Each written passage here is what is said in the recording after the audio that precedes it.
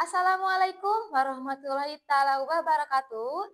Selamat pagi dan salam sejahtera bagi kita semua. Sebelumnya, saya ucapkan terima kasih banyak kepada panitia dan para hadirin yang telah hadir dalam seminar ini. Perkenalkan, saya Rini Sulastri, mahasiswa Universitas Dia Nusantara. Pada kesempatan kali ini, saya akan membahas sebuah topik yang cukup menarik untuk kita bahas dan ini sangat terjadi di lingkungan kita, yaitu usia 20, overthinking dan quarter life crisis. Dalam kesempatan ini kita akan membahas beberapa topik yang cukup menarik dan sebenarnya topik ini sangat terjadi, sangat relevan dengan kehidupan kita, yaitu apa sebenarnya yang dimaksud dengan quarter life crisis. Yang kedua, kenapa overthinking sering datang di usia ini. Dan yang ketiga, gimana caranya supaya kita bisa lebih berdamai dengan fase ini tanpa harus membandingin diri terus-menerus dengan orang lain. Apa itu quarter life crisis atau QLC? Jadi, quarter life crisis ini adalah masa di mana usia 20-an hingga awal 30-an ketika seseorang merasa cemas, bingung, dan tidak yakin dengan arah hidupnya. Hal ini bisa meliputi pekerjaan, keuangan, identitas, arah tujuan hidup kita tuh mau diambil kemana. Tanda-tanda umum. Nah, tanda-tanda umum ini sangat relevan sekali ya dengan keadaan kita saat ini. Yang pertama, merasa tertinggal dari teman sebaya. Pernah nggak sih kalian tuh ngerasa kayak, aduh teman gue udah S2 nih, teman gue udah nikah, udah punya anak, sementara gue kok stuck di sini aja ya. Itu salah satu gejala ya di mana kita mengalami KLC tersebut. Yang kedua, sering mempertanyakan pilihan hidup. Pernah nggak sih kalian merasa kalau kita tuh kayak, nih gue kayaknya salah ambil jurusan deh. Kenapa nggak dari dulu ya gue bawa jurusan matematika atau dari dulu gue bawa jurusan IPA atau apa. Itu juga merupakan tanda dari KLC ini. Yang ketiga, bingung dengan passion atau tujuan. Kadang kita juga bingung gitu, ini passion kita tuh apa gitu loh. Sedangkan kita kuliah jurusan apa, kerja jurusan apa. Dan yang selanjutnya, cemas berlebihan atau overthinking terhadap masa depan. Ini hal yang mungkin dialami oleh banyak orang dan mungkin juga hal yang saya alami di mana saya pernah merasa cemas gitu. Ini saya mau bagaimana atau nanti kedepannya saya gimana ya? Padahal hal tersebut belum kita alami dan belum tentu kita jelek itu untuk kita. Yang selanjutnya merasa burnout padahal baru mulai. Kita baru kerja nih contohnya 2 bulan atau 3 bulan tapi kita udah ngerasa capek, kurang dimotivasi, padahal itu kita baru mulai loh dan kita belum tahu nanti kedepannya akan seperti apa. Kenapa ini terjadi di usia 20-an? Oke, yang pertama, KLC ini adalah masa transisi dari remaja ke dewasa, dituntut untuk mandiri.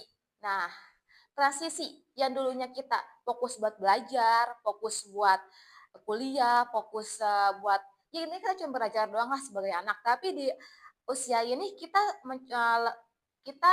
mencoba gitu kayak udah mulai bekerja, kita mikirin gimana nih bayar kos, bayar air, tagihan listrik dan lain-lain.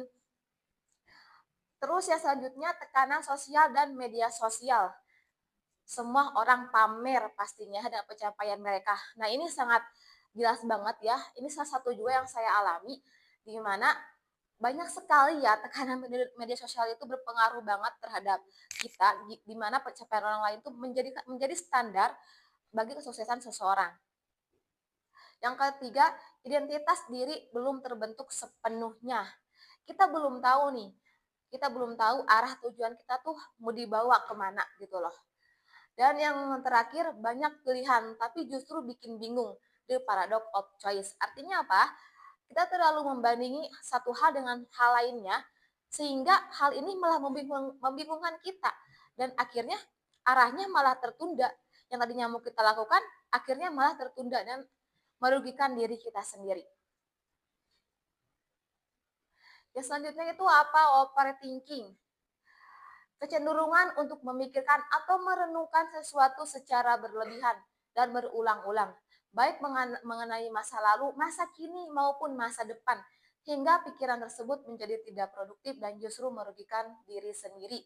Overthinking bisa dipicu oleh berbagai faktor seperti rasa takut gagal, perfeksionis, kurangnya percaya diri, trauma masa lalu, tekanan sosial, atau pola pikir negatif. Nah, dampak yang paling fatal dari overthinking itu bagi kesehatan kita adalah kurangnya tidur. Itu hal yang paling mendasar ya dari overthinking itu, kurangnya tidur kita. Terus eh, selain kurang tidur, kita juga merasa cemas dan akhirnya kita mengalami namanya depresi secara berlebihan. Itu sangat merugikan diri kita sendiri. Peran overthinking dalam krisis ini, dampak negatif dari overthinking yang pertama menunda aksi. Nah, ini sangat relate banget dengan saya sendiri juga. Saya pribadi emang suka menunda menunda sesuatu yang akhirnya apa? Pekerjaan tersebut tidak saya lakukan dan itu malah merugikan saya. Yang kedua, menurunkan kepercayaan diri. Kita terlalu overthinking sehingga kita tidak percaya sama diri kita. Takut gagal, takut kita tidak sempurna, padahal kita belum mencoba sama sekali. Yang selanjutnya, menambah rasa cemas dan stres sudah pasti ya, karena overthinking yang berlebihan itu dapat menimbulkan cemas dan depresi, stres yang berlebihan. Cara menghadapi quarter life crisis. Yang pertama, kenali dan validasi perasaanmu. Kenali siapa sih kita, apa yang kita butuhkan, dan apa yang membuat termotivasi, yang membuat kita ingin maju lebih baik lagi. Validasi perasaanmu. Validasi apa sih yang menjadi keinginan kamu. Yang kedua, journaling dan self reflection. Yang ketiga, kurangi banding-bandingin hidup. Yang keempat, cerita ke orang lain, cari support system.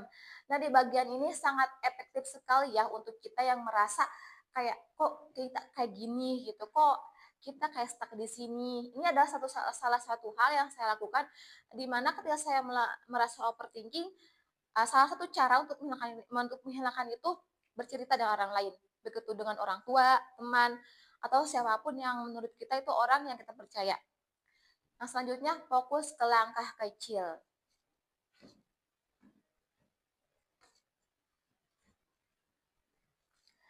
Oke ya, krisis bukan akhir tapi momen penting untuk menemukan arah baru. Kamu mungkin nggak tahu pasti tujuan akhir kemana, tapi setiap langkah kecil hari ini adalah bagian dari perjalananmu. Gagal itu bukan akhir, itu bagian dari pertumbuhan. Jadi artinya apa? Kita di sini sama-sama berkembang, kita di sini sama-sama bertumbuh. Ayo mari kita berkembang, bertumbuh bersama-sama. Hilangkan perasaan negatif, pikiran negatif yang dapat merugikan diri Anda. Saya Rini Sulastri, terima kasih atas perhatian Anda dan wassalamualaikum warahmatullahi wabarakatuh.